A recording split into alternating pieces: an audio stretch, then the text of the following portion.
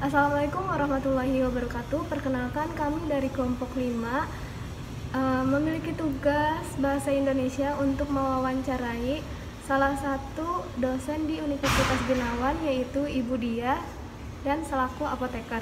Perkenalkan, nama saya Rahmatul Adawiyah, dan di samping kanan saya Gifira Kailunga, dan di samping kiri saya Kiki Nurmaila Bicara.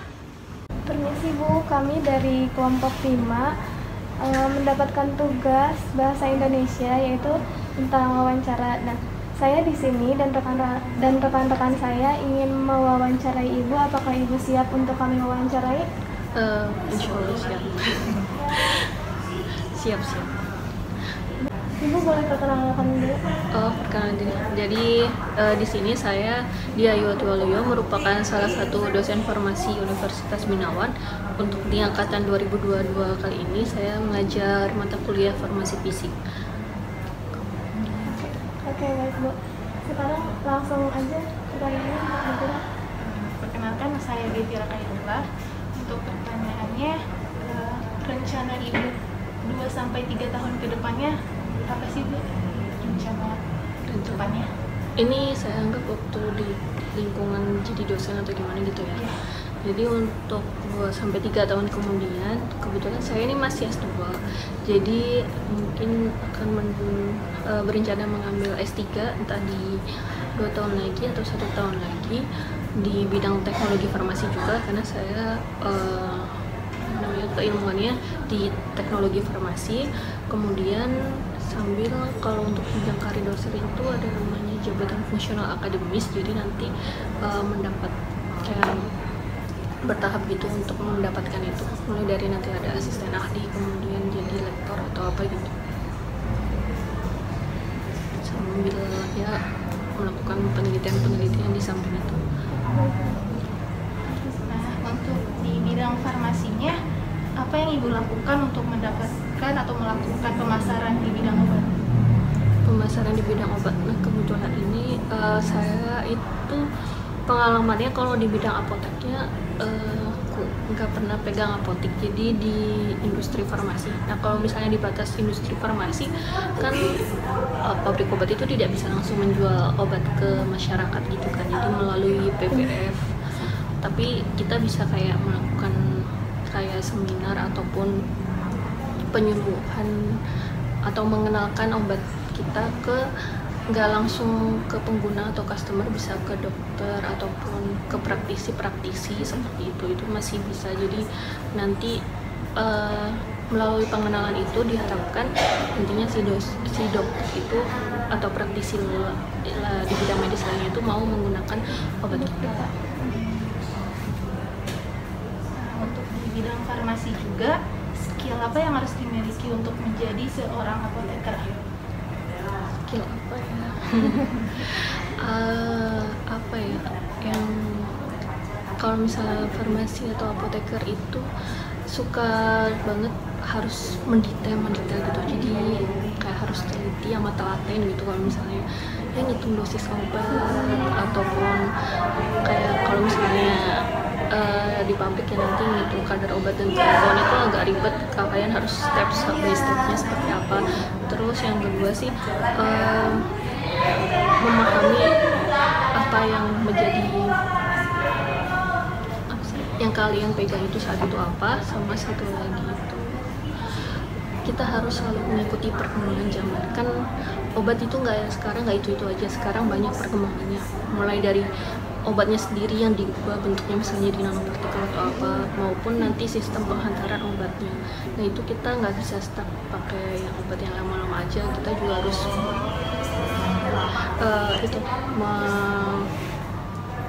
mengikuti arus perkembangan obatnya juga. Jadi bertahap ya. Nah, untuk selanjutnya, apa yang menjadi alasan Ibu mengapa memilih jurusan farmasi ini, Bu? Udah tahun berapa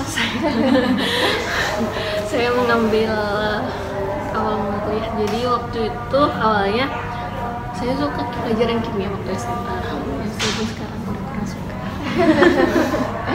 Jadi saya menulis waktu itu ada beberapa jurusan apa aja yang ada unsur kimianya. Kalau waktu itu sih saya dapatnya ada teknik kimia, kimia murni, sama farmasi.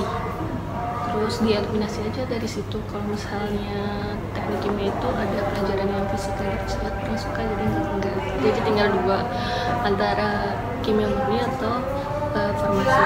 Jadi saya pilih yang farmasi karena ya kan selain belajar kimia, saya juga bisa itu menemukan obat atau apa gitu yang berguna untuk masyarakat. Nah, terus bagaimana cara memproduksikan obat dengan baik dan benar itu sendiri? Produksi, karena ini dulu kerja yang di pabrik, jadi anggapnya bukan kayak ngeracik di apotek ya. Jadi kalau di pabrik berarti kita harus memenuhi, yang paling penting itu syarat-syarat cara pembuatan obat yang baik. Ada 12 aspek, nanti kalian pelajari, silakan di apapun, saya juga 12. Jadi nanti semuanya itu diatur, mulai dari bangunan, kemudian alatnya itu juga, terus fasilitasnya, orang-orangnya sendiri pun juga harus diatur, kayak dia harus di training apa untuk mengerjakan pekerjaan dia. Kalau misalnya belum di training, kemudian belum dibuktikan dia tuh sudah memenuhi nggak syarat trainingnya, itu nggak boleh melakukan pekerjaan itu. Kemudian ada juga namanya nanti proses kualifikasi, itu untuk melihat apakah alat-alat yang kita gunakan sudah sesuai dengan spesifikasi yang kita ajukan, kemudian kinerjanya sudah sesuai atau belum. Setelah itu hasil yang diproduksi dari kinerja tersebut itu sudah memenuhi persyaratan atau belum. Nah, terus nanti prosesnya sendiri pun divalidasi, nanti jadi ada kualifikasi dan validasi, kemudian ada ada namanya juga bagian pemastian mutu, ada juga penjaminan mutu. Kalau pokoknya intinya QA/QC pemain Indonesia-nya. Itu untuk bagian industri ya, Bu? Hah? Itu untuk di industri beda dengan apotek jadi ya?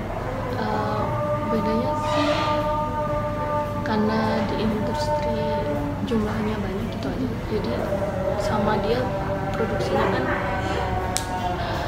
dari awal sampai akhir, jadi nanti yang diatur kayak mulai dari pembelian bahan bakunya juga nanti diatur. Kalau misalnya di apotek itu kan sebenarnya rata-rata dia udah jadi produk tablet, terus kadang dibuat buyar atau apa, terus kalau enggak sediaan yang udah ada dibuat dalam bentuk salep atau apa gitu kan. Jadi jumlahnya kecil, peralatannya pun nggak besar gitu. Jadi kalau misalnya jumlahnya banyak gitu, kemungkinannya kalian buat dalam skala lab sama skala pabrik itu nggak bisa disamakan gitu. Jadi kadang berhasil di skala lab, tapi waktu di skala pabrik ngikutin step by stepnya itu bisa gagal, makanya tadi ada proses validasi. Jadi harus mengikuti step by step lagi.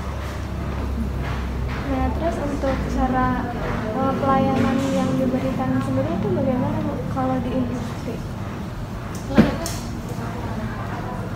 Pelayanan dalam hal apa ya? Dalam hal mungkin dari kinerjanya itu sendiri, Bu? Kinerja, saya cerita dari yang pengalaman saya aja sendiri. Saya di bagian quality assurance, penjaminan mutu. Jadi di bagian itu kita memastikan kalau misalnya semua step ataupun langkah yang dilakukan di pabrik itu sudah berjalan sesuai dengan CPOB atau CPOB baik. Kalau misalnya untuk dipasarkan di Indonesia produknya berarti CPOB Indonesia, ataupun kalau misalnya di luar negeri berarti GMP di tempatnya masing-masing sudah berjalan dengan baik atau enggak, itu yang utama. Jadi biasanya nanti kita melihat apa ada penyimpangan atau tidak. Kalau kemudian kalau yang berhubungan dengan customer yang ya meskipun nggak langsung, itu adalah penanganan komplain. Kalau misalnya misalnya kalian menemukan sediaan satu strip itu ternyata ada tablet yang hilang, nah itu sebenarnya bisa dikomplain, kalian kirim aja. Kan ada masih customer service, cari siapa pabriknya gitu. Nah kita melakukan investigasi dari situ, membantu kenapa sampai bisa kekurangan satu tablet itu. apa ada kesalahan di proses produksi. Kalau misalnya dalam bentuk disegel ya mungkin bisa kesalahannya di proses produksi, ataupun ternyata waktu perjalanan misalnya itu ada kelalaian sehingga dia kalau misalnya nggak dalam bentuk tersegel berarti ada yang tidak sengaja terbuka atau apa gitu. Itu kemungkinan. Jadi kita bisa menawarkannya kalau untuk yang ke konsumen langsung itu melalui penanganan komplain biasanya gitu aja sih. Komplain itu bisa yang mutu biasanya tuh yang dipegang oleh kita. Kalau misalnya tentang efek samping itu nanti ada bagiannya sendiri, ada pharmacovigilance namanya.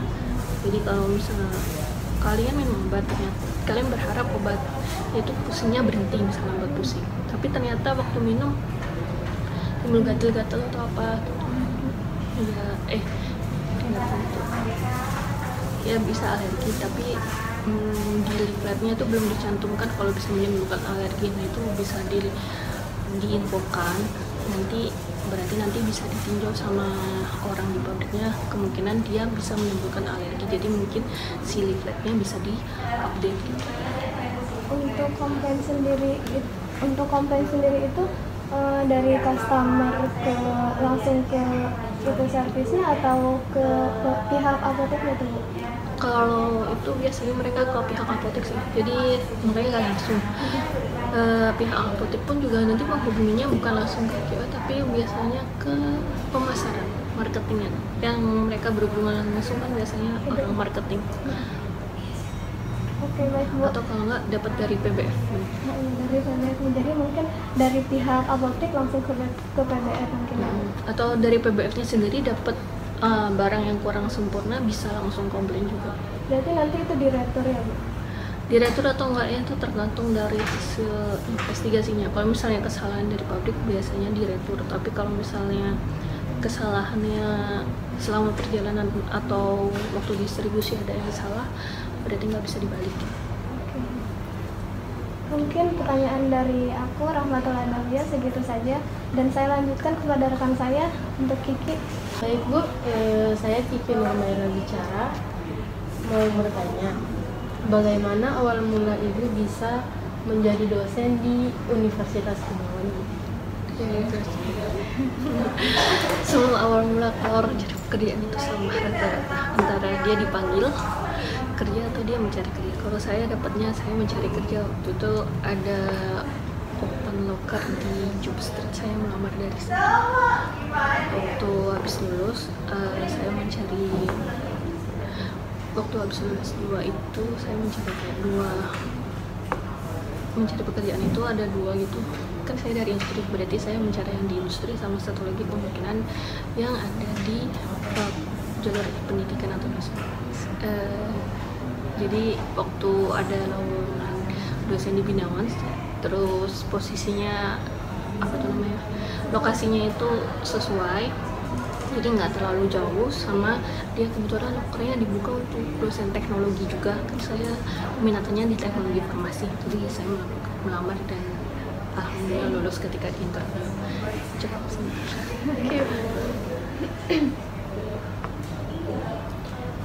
Kegagalan apa yang pernah Ibu alami selama menjadi apoteker atau dosen di bagian farmasi?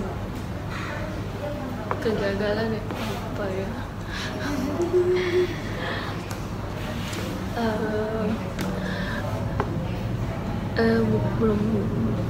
Bukan gagal atau gimana sih, tapi kalau misalnya waktu saya sudah menjelaskan materi, tapi waktu ujian, waktu saya tanya ulang misalnya waktu di praktikum atau apa, mereka gak bisa jawab atau kurang memahami itu. Saya cukup sedih sebenarnya. Kegagalannya di situ ya Bu? Jadi entah materinya emang susah atau saya kurang bisa menjelaskan. Jadi anggap aja sih kurang bisa menjelaskan, jadi itu gagal berarti menyampaikan apa yang seharusnya saya sampaikan. Apa ya Bu? Untuk pengalaman terbaik apa yang Ibu dapatkan selama menjadi apoteker atau dosen di bagian farmasi? Menjadi dosen, pengalaman terbaiknya ya berbagi ilmu itu enak. Kadang-kadang juga kalian itu lebih update juga kalau misalnya tentang teknologi atau apa. Jadi kadang kalau ketemu langsung, bukan yang via online, itu saya dapat pemasukan baru ataupun dapat pengetahuan baru juga gitu. Jadi kita saling bertukar ilmu. Belum belajar offline ya, nanti ya belajar offline kita versi suatu praktikum. Baik. Mungkin segitu saja wawancara dari kelompok kami. Terima kasih Bu untuk penjelasannya dan pemaparannya, dan maaf telah mengganggu waktunya. Iya, mengganggu. Maaf ya, ini mundur sebelumnya. Iya Bu, nggak apa-apa. Yaudah, terima kasih. Segitu saja, terima kasih. Sekian. Wassalamualaikum warahmatullahi wabarakatuh. Waalaikumsalam warahmatullahi wabarakatuh. Jadi kesimpulan wawancara barusan bersama selaku dosen Universitas Binawan yaitu Ibu Diah dan selaku apoteker. Jadi untuk kesimpulannya, kenapa Ibu Diah bisa terjun ke dalam bidang farmasi? Dikarenakan awal mulanya Ibu Diah menyukai pelajaran di bidang kimia. Lalu ibunya terjun ke dalam bidang farmasi dan bekerja di Universitas Binawan sebagai dosen farmasi fisika. Dan saat ini Ibu Diah sedang menjalani pendidikannya S2 dan akan dilanjutkan ke depannya, ada rencana untuk melanjutkan pendidikannya S3. Sekian dari kami, kurang lebihnya mohon maaf. Wabillahi taufiq wal hidayah. Wassalamualaikum warahmatullahi wabarakatuh.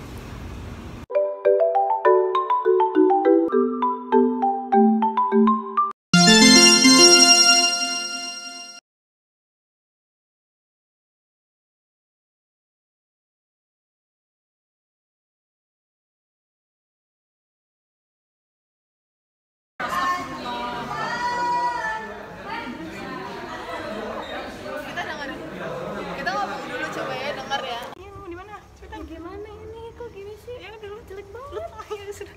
Mau di mana nih? Tengah, mau di tengah Kiki. Gak mau. Udah, gue diem aja sini. Informasinya jangan gituin, apa agak enak banget. Ikut. Gue udah diem ini loh. Emang iya? Jadi kesimpulan dari wawancara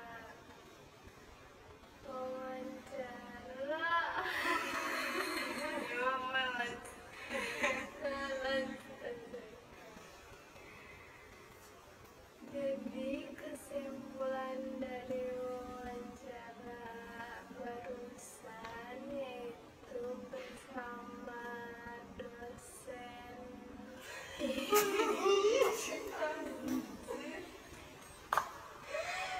dan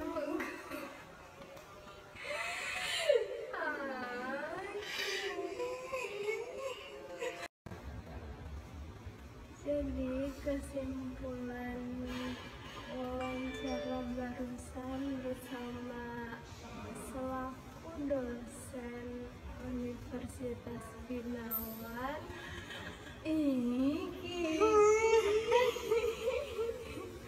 Belum disebutin Bu Diah. Iya, mau pulang. Dan beliau memiliki pengalaman bekerja di bidang industri farmasi. Dan beliau memiliki pengalaman bekerja. dan beliau memiliki kan gue tadi ngomong gitu. dan beliau memiliki pengalaman bekerja di bidang Farmasi. Enggak Di gitu. bidang industri. Ya dan nanti pas penutupan aja gak sih Kiki biar Iya. Iya. Udah nih, ayo Nah, mulai. ya. Rahmatul aja, Rahmatul. Dan beliau memiliki pengalaman kerja di bidang industri farmasi. Jadi apalagi ya? Bentar dulu. Bentar.